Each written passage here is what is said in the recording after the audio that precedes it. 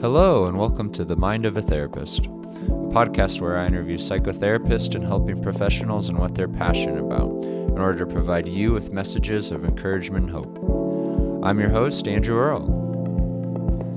The Mind of a Therapist is sponsored by Psychological Counseling Services, healing hearts and transforming lives. Look into our intensive at pcsearl.com. In today's episode, I interview Mauricio Yabar.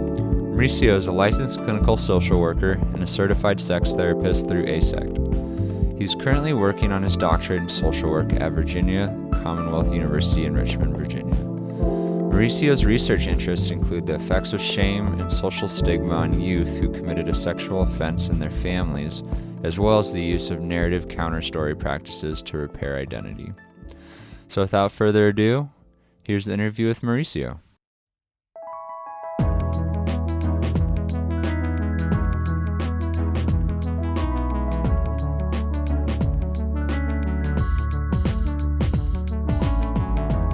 All right, Mauricio, welcome to the podcast. Thanks for having a conversation with me today.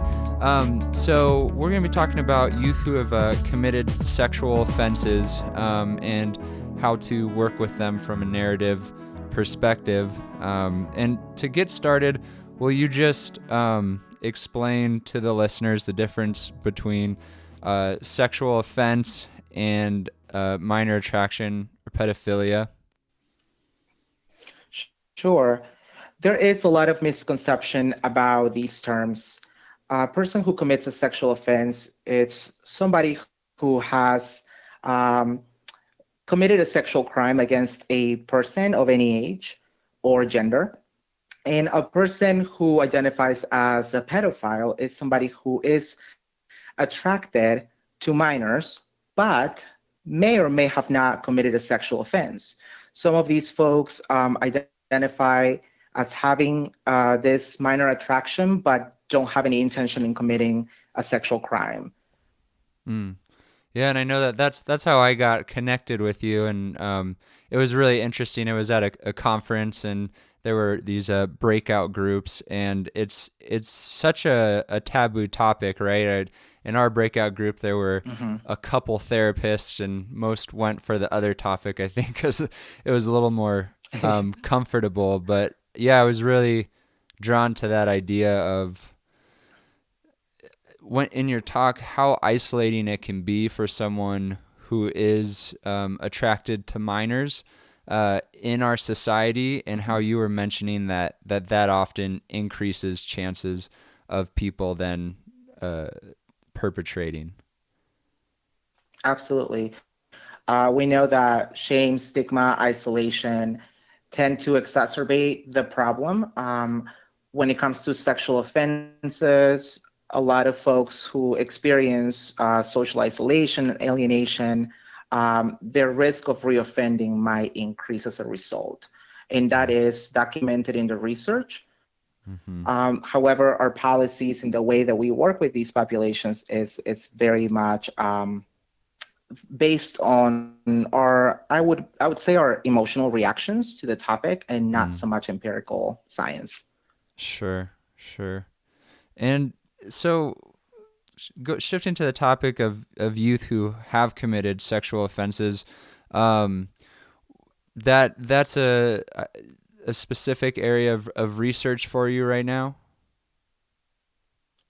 It is. So when I started my career as a therapist, I was working with youth who committed a sexual offense and their families. And so I sort of moved away from that population for a little while, and started working with different groups. And now that I'm back in school, I'm getting my PhD, I'm starting to focus again on this population and doing some research. And part of the reason for that is because I felt like it was such an understudied population. And a lot of people don't know that that's a population that exists and needs a lot of help from professionals. Sure. And so what specifically is your research focusing on these days? So right now, what I'm looking into is the experiences of families of youth who committed a sexual offense. Because the families have to go through a lot of challenges because of the sexual offense becoming being revealed, whether Mm-hmm. those are challenges related to the judicial system or challenges related to the emotional shock of finding out that a member of the family has committed a sexual offense. A lot of these families don't have the support they need. A lot of the therapy, a lot of the services go to the youth, and the families are sort of kind of left aside. Often they are included in family therapy and treatment like that, but these parents need their own space to process what's going on in their Mm. lives. Okay.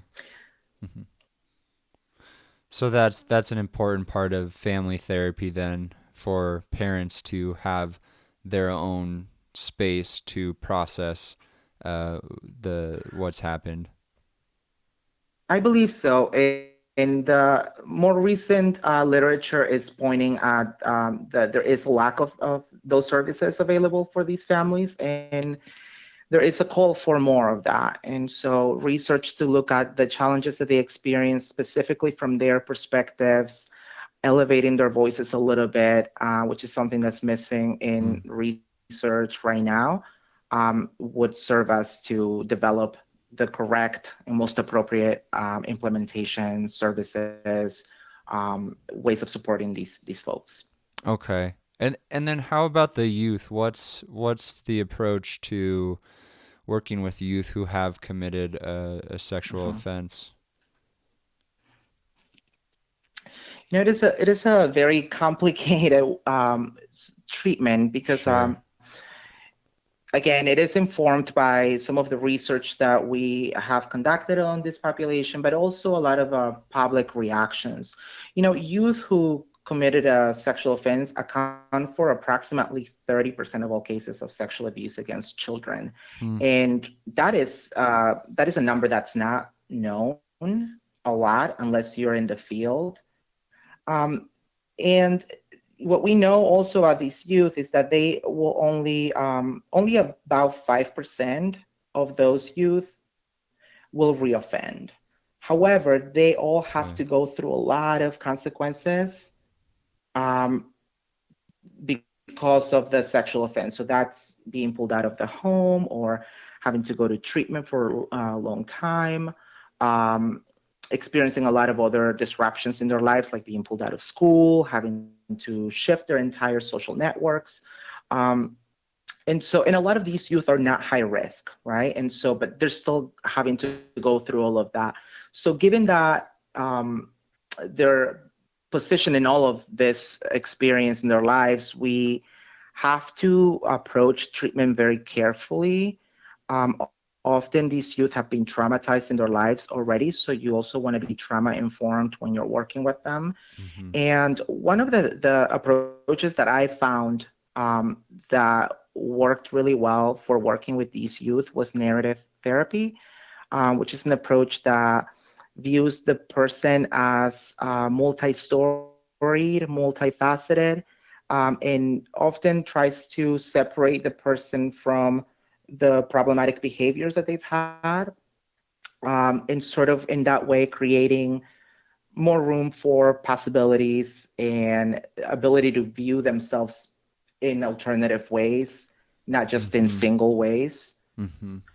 which we tend to do a lot when it comes to things like sexual offending or pedophilia, even. You sort of hear those words and immediately construct a story of that person based on just that description or that label. Sure. And so that becomes internalized by these youth. And through my work, a lot of what I try to do is to help these youth separate from those labels, see themselves as a whole person, and envision their possibilities for their future.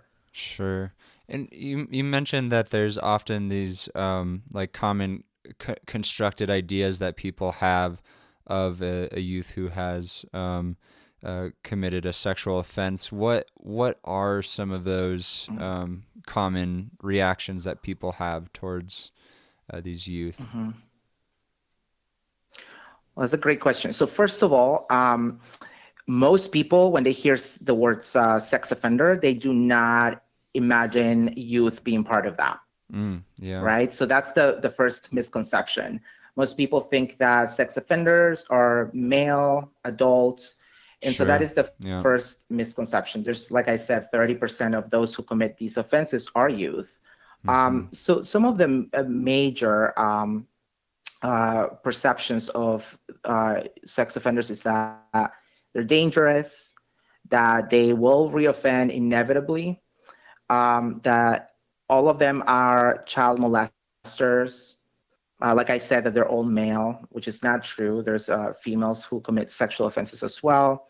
There are some differences, of course, based on what the research tells us, but it's not just men.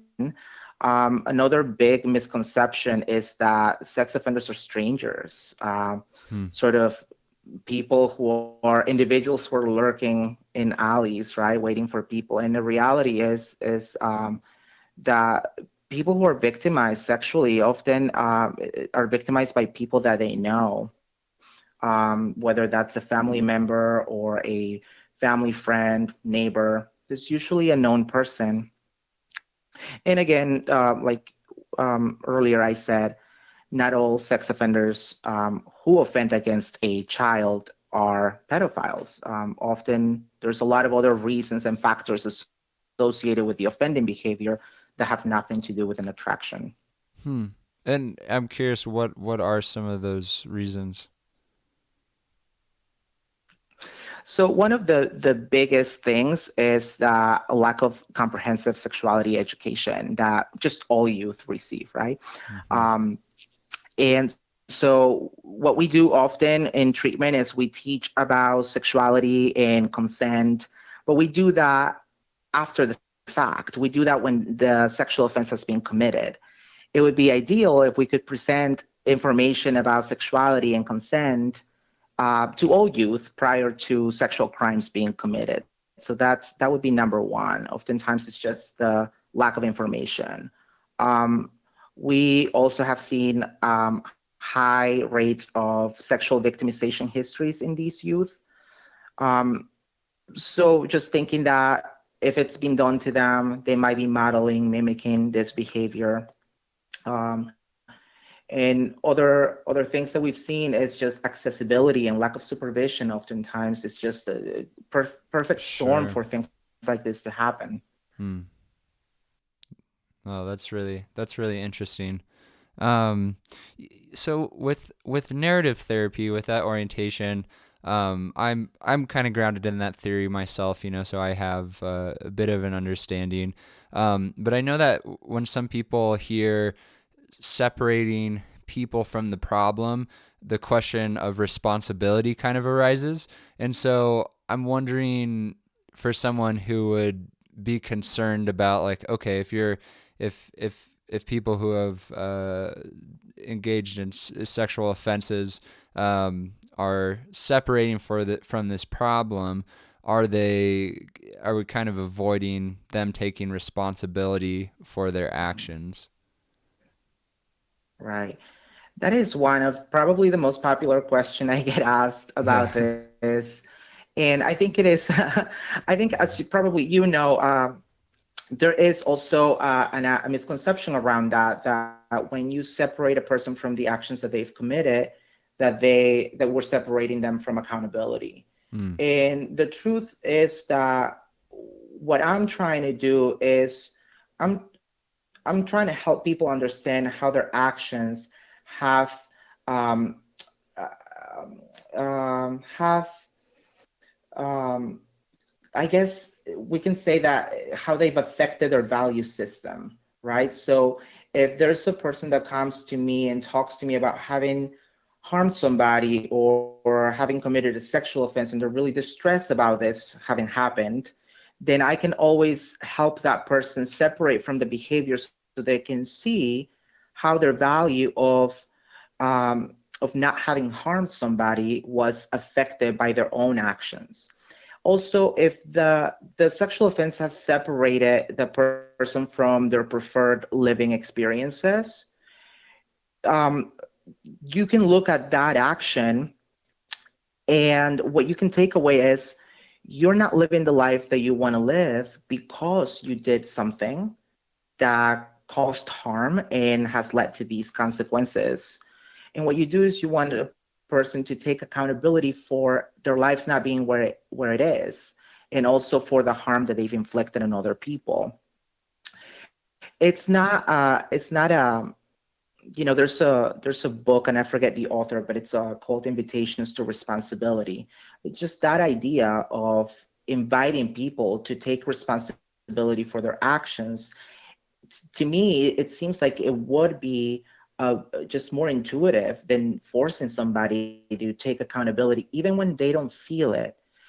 I'm thinking we want people to feel guilty about the actions that they've committed so that they can feel remorse, but we don't Mm. want people to feel ashamed. Because Mm-hmm. a Mm-hmm. shame is not so much about others, it's more about themselves, which is a Mm-hmm. very selfish way of looking at this, right? And so I'm always looking for that remorse factor.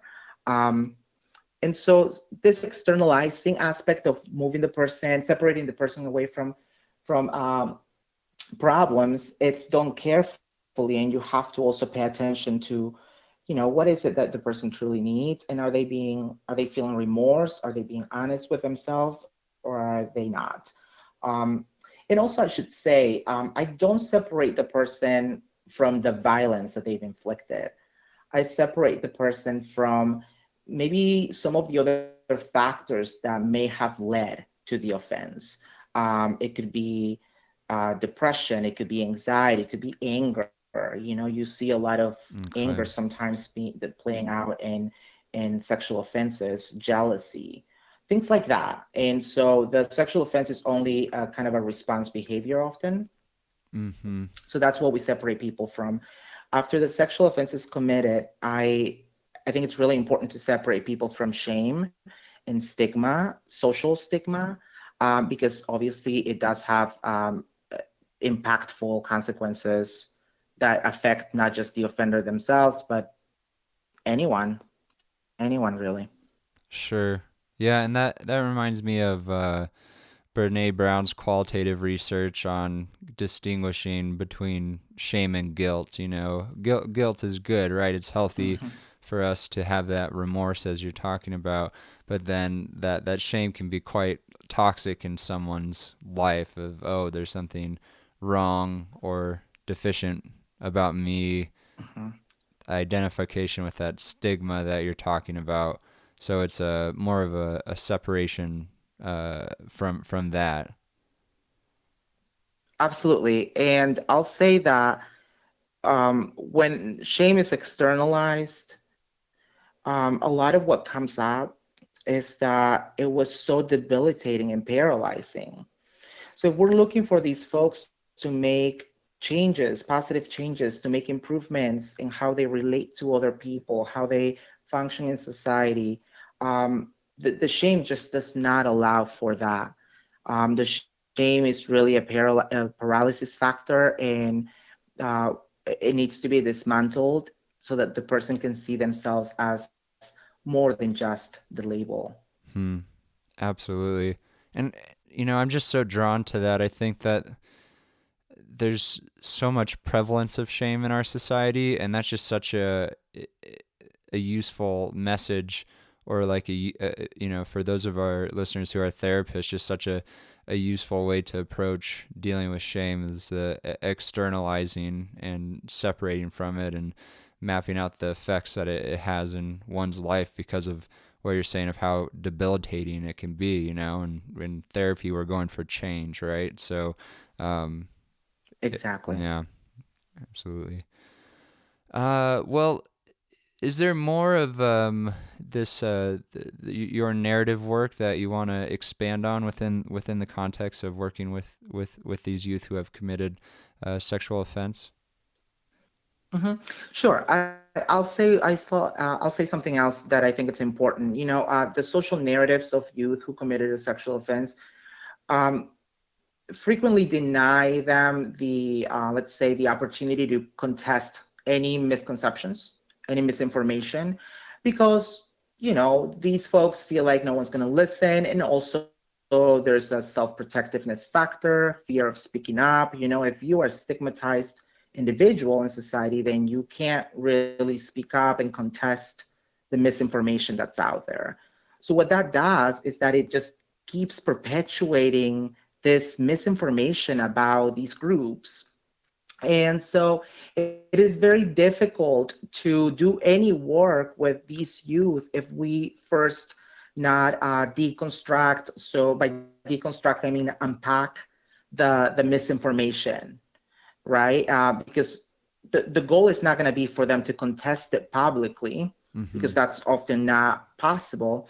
But once we start to crack these, creating these cracks in the dominant stories, this misinformation, we can start to see other stories come up. Um, and I like to call these counter stories or counter narratives, which would be possible if they could speak up and say, no, that is not true about my story. This is not how it happened. But although that's not possible, as therapists, we have a responsibility to think of systems.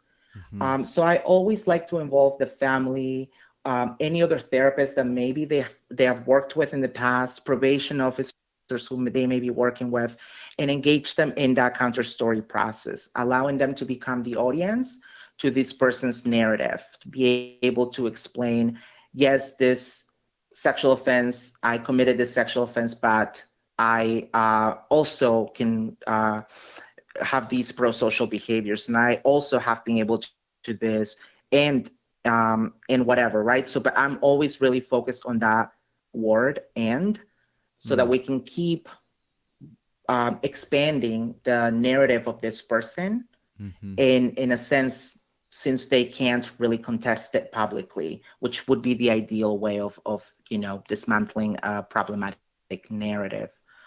So you just have to be creative with this population due to the fear Mm. and the social stigma, but it is possible. And I've seen some really amazing stories of significant change, accountability, and turning life around. Hmm. Absolutely. And yeah, what are the common obstacles, and then that like what does that creativity look like for recruiting that audience for that youth? Because yeah, I can see certain youths being a little hesitant to bring in family members or previous therapists, etc. Because of the sexual offense, these youth's treatment have become, uh, how can I say this? It involves many players. So the family is already involved, the probation officers are already involved, any other therapists that they may be working with for, let's say, mental health issues, or other family therapists. Anyone else who's involved in the case is usually aware of what's going on in their treatment. Mm-hmm. Because part of the goal of the treatment is to get them back home if they're at a residential placement, to get them to be reunified with family members if the sexual abuse was intrafamilial. Um, so all of those goals basically facilitate the involvement of all of these players in the treatment. It's not always possible, but it is often possible. And there are some, I guess, barriers to that. And I think the biggest barrier might be some of the policies that exist to manage sex offenders. All of these policies are different in all states, but most of them have, some housing restrictions. Some of them have notification in schools. If the person decides to go to college, it is mandated that their sexual offense is reported to everyone on campus.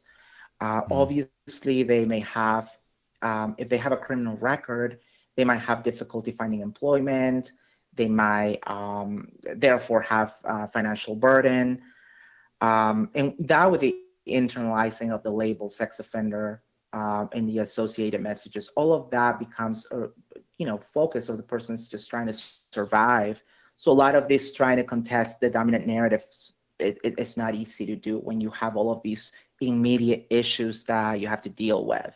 So I would say that the social implications of having been labeled a sexual offender is probably one of the biggest barriers that I encounter in my work.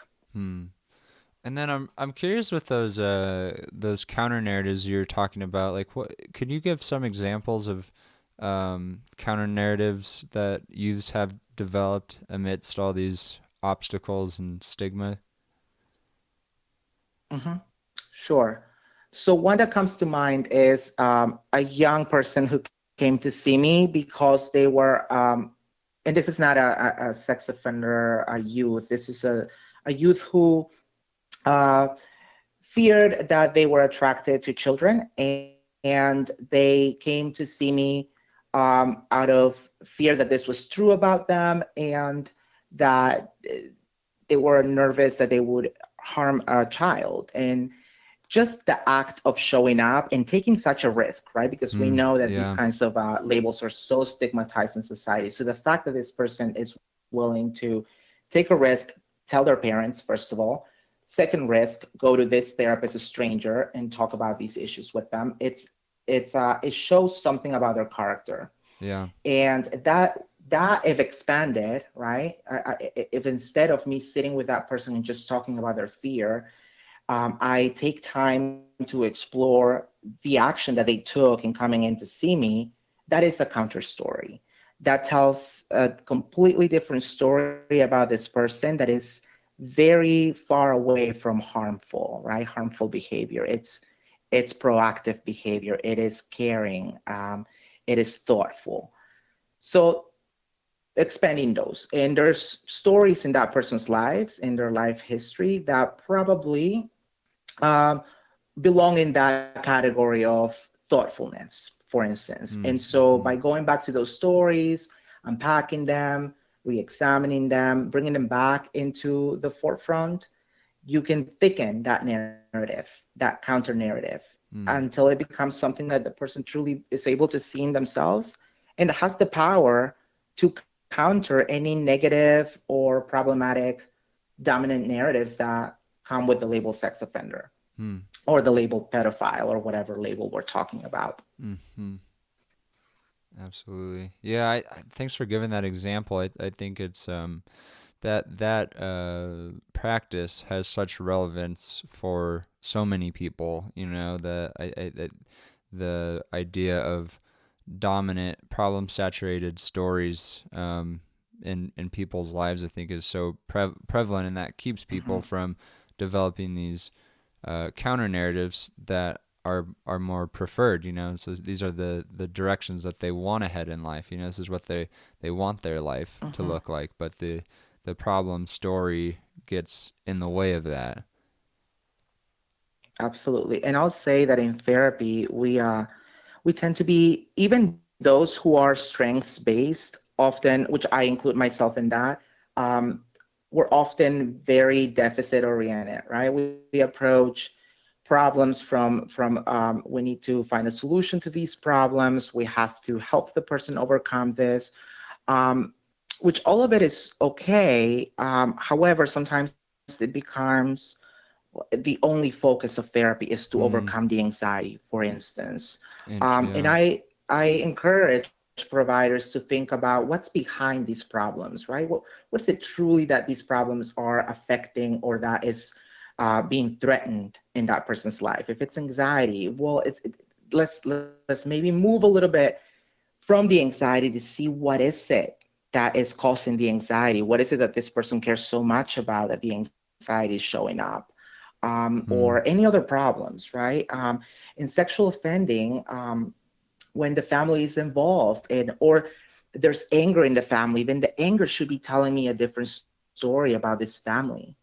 Instead of focusing on trying to fix the anger and trying to like teach better ways of communicating, sure, we can do that, but before we do that, we should try to figure out what's there, what's the anger telling us. If it had a voice, what would it be telling us about this family? mm, So it's always just um, trying to be more curious about these problems instead of just taking the problem and running with it, right? yeah. Just really sitting with the information that we're getting, and getting curious and finding out what else is there.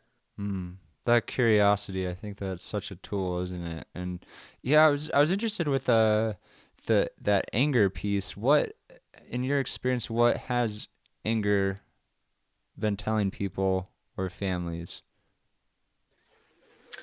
Um, One family comes to mind from a long time ago. Anger, the parents were experiencing a lot of anger towards the youth who offended on a younger sibling, and the anger was being manifested by not showing up to treatment, by not engaging, by not, this was at a residential treatment, and so youth could go out and on the weekends and have some time with their parents and then come back. Well, this youth didn't have that. The parents were not showing up, and so there was a lot of anger going on.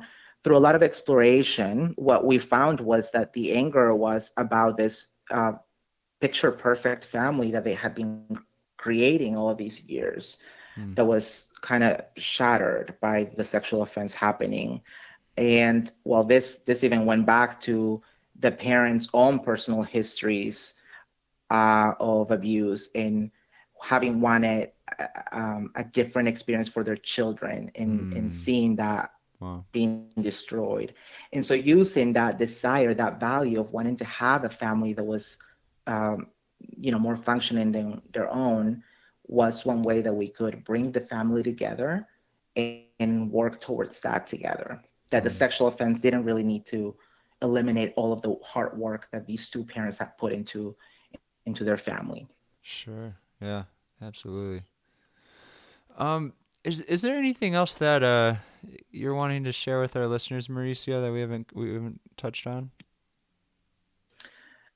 Um, no, not really. I would just say that I know that it is difficult to wrap our head around these issues. These are sensitive issues, but it is part of our society, and we need to find the most appropriate ways of dealing with them and avoiding them, not talking about them, and only punishing. It's just affecting all of us, not just Yeah. the people who offended. So I encourage practitioners to, it's okay if you don't feel like you can work with this population, but know where to refer them, know Hmm. how to have conversations with them that are not shaming. Mm-hmm. Um, I think that that's really important. I always understand that this work is not for everybody, and not everybody should do it, but we should all be compassionate as therapists, social workers, psychologists, and know how to have these conversations with people. And then if it's a topic with really or a population we don't feel comfortable working with, know exactly where to refer and make sure that we have not contributed to shaming. That's very, Hmm. very important. Absolutely. And then the message or the question that I like to pose at the end of our the conversations is, what's a message of hope that you'd like to leave the listeners with? You know, imagine if you had made a mistake when you were really young and your life had been completely transformed and all of the future goals that you had, all of your dreams were gone, right? What would your Mm. life look like? And what would life look like for a young person without a vision for their future? Um, that's it's just blatantly unfair. And I think that all youth and all people really deserve a second chance to be redeemed. Mm. And even those who committed a sexual offense with the right therapy, with the right treatment, and the appropriate supports, I think I've seen it myself with my clients. I think that these folks can become really excellent contributors to society, um, who are just also wonderful people. That the Mm. sexual offense is not the only thing about them. That there was more to their stories, and that we should focus on all of those other things too, not just Mm. the sexual offense. Yeah. Oh, absolutely. And then if people are wanting to get in touch with you, where should we direct them? They can go to my website, which is narrativeconversations.com. And I can be reached by email. My email is my name, Mauricio.yabar at narrativeconversations.com.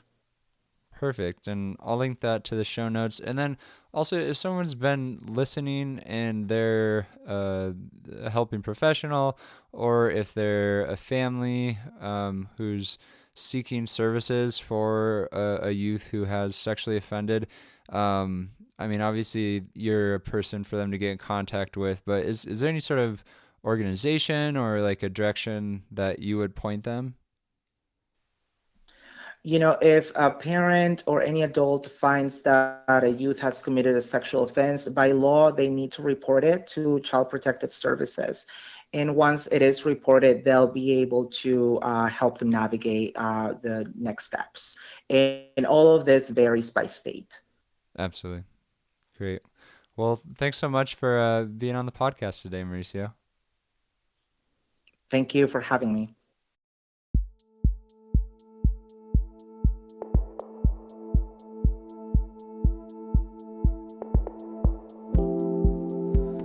Please press the subscribe button, as well as rating and reviewing our podcast.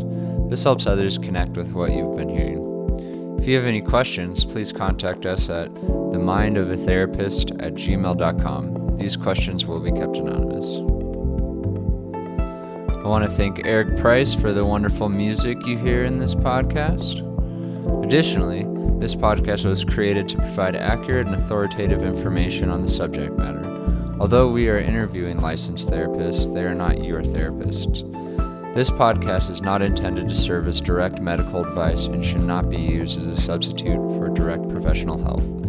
It is given with the understanding that neither the host, publisher, guests, or PCS are rendering legal, clinical, or other professional information. If you need a professional, we encourage you to find one. Visit Psychology Today to connect with a licensed clinician near you.